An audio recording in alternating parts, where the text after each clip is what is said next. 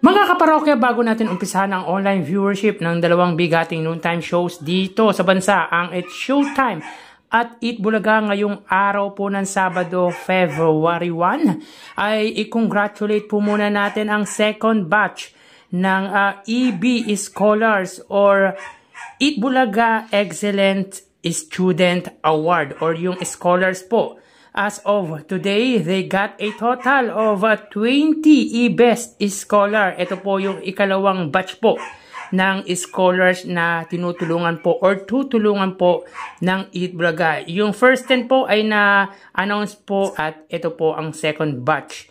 So yun nga po mga parokya, congratulations sa mga bagong tutulungan ng Eat Bulaga. Congratulate din po natin yung Mr. 2025 Grand Champion na si Gerardo Ponget Geraldo na nag-uwi po ng corona bilang pinakagwapo ngayong taon. Kinukongratulate din po natin ang weekly finalist winner ng Sexy Babe na si Jillian Cruz. So punta po tayo sa prizes given ng dalawang noontime shows na ipinamahagi po kahapon. Pero bago yan mga kaparokya, ay humihiling ako na pakisubscribe ang aking YouTube channel. Pakiclick ang bell icon para una kayong ma-notify sa mga bagong video na ilalabas ko. At pakilike and share na din po mga kaparokya ang aking video. Maraming salamat po sa inyo mga kaparokya. So, quick recap lang po tayo mga kaparokya in 4 days episode. From Monday to Thursday, sila po ay may total prizes given na 863,000. Kung saan, ang 115,000 po dyan ay sa It's Showtime at ang 748,000 naman po ay sa Eat Bulaga. So, kita po natin ang pagitan ng papremyo ng dalawang noontime shows. So, punta po tayo para po sa araw ng Biyernes. So, dito makita po natin mga kaparokya na ang It's Showtime po ay may 30,000 pesos. At ang Eat Bulaga naman po ay may 161,000 pesos. So, dito mga kaparokya, makikita po natin sa Hula Nino ay nakapamahagi po sila ng 10,000, 15,000 sa Sexy Babe at 5,000 sa Hide and Sing.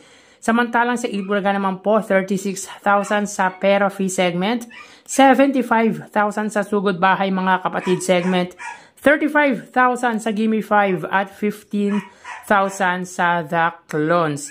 So dito mga kaparokya, may combined prizes po sila na 191,000 pesos. Meaning to say mga kaparokya, in a 5 days episode from Monday to Friday, sila po ay may total na 1,054,000 pesos. 145,000 dyan ay sa It's Showtime at ang 909,000 naman po ay sa Eat Bulaga. So dito mga kaparokya ay more than 1,000,000 na po ang naipamahagi ng dalawang noontime shows at dito ay kita natin na angat pagdating sa pamimigay ng papremyo ang longest running noontime show sa bansa, ang Eat Bulaga. So almost 1,000,000 na po ang naipamahagi or naipapamahagi ng noontime show ng Iconic Trio. Magkaganon man mga kaparokya, maliit man po ang naipamahaging papremyo ng It's Showtime, ay maituturing pa rin po natin itong malaking tulong lalo na po sa mga recipient or tumanggap ng papremyo ng nasabing noontime show. So ulitin po natin mga kaparokya, sila po ay nakapamahagi na po ng total of 1,054,000 pesos.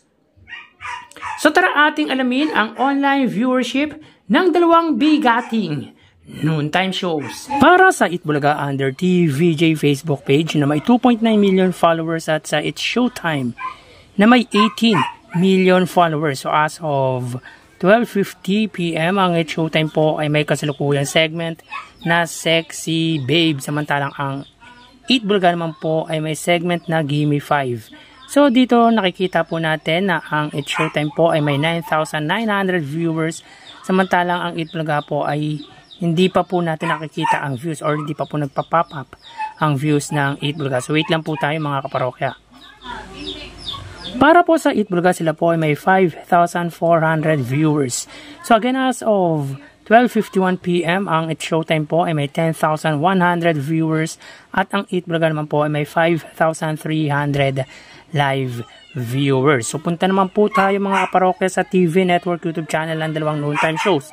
Unahin po natin ang Eat Bulaga under TV5 Philippines na may kasalukuyang subscribers na 2.25 million at para naman po sa It's Showtime under po yan sa GMA Network YouTube channel na may 37.6 million subscribers. So pasensya na po kayo mga parokya, ang ingay ng aso po namin.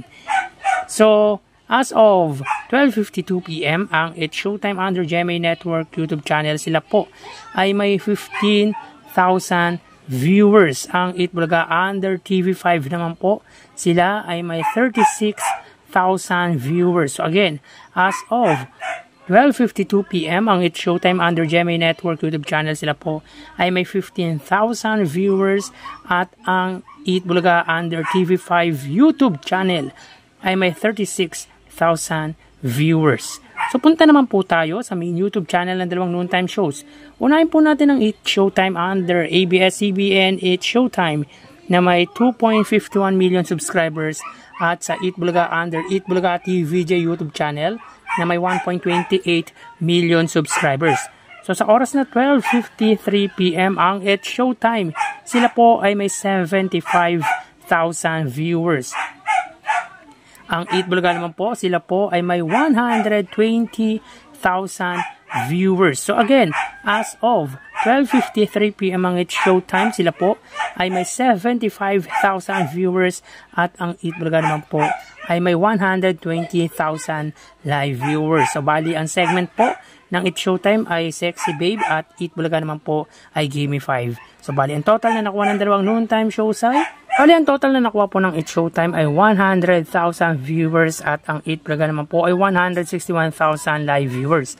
So again, ang It's Showtime po ay may 100,000 total viewers at ang Eat Bulaga naman po ay may 161,000 total live viewers. Yan po lumalabas sa kanilang online viewership as of 12:54 PM. At mamaya ho, magbabalik pa po tayo sa huling bahagi ng ating online views update ng dalawang noontime shows.